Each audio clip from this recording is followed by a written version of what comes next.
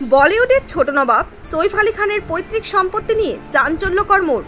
সূত্র অনুযায়ী দেশের শত্রু সম্পত্তি আইন এর আওতায় পড়ে যেতে পারে পাতৌদি পরিবারের ঐতিহ্যবাহী জমি ও সম্পত্তি।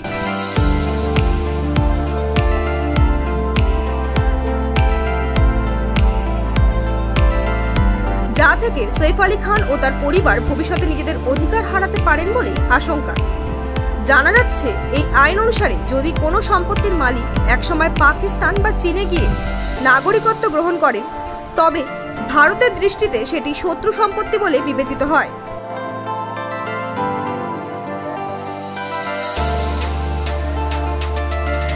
আর সেই সম্পত্তি সরকারের হাতে চলে যায়। পাতৌদি পরিবারের একাংশের পাকিস্তান যাওয়া এবং সেখানকার নাগরিকত্ব গ্রহণ ঘিরে এই আইনি জটিলতার সূত্রপাত।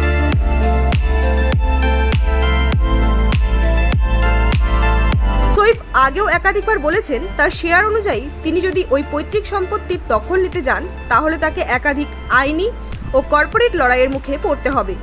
যদিও তিনি সবকিছু বিক্রি করে দিতে চান না বলেই জানিয়েছেন।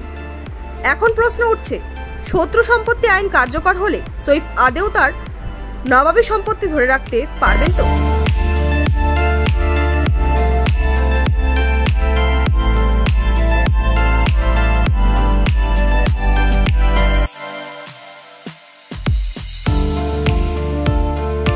Bureau report, news update.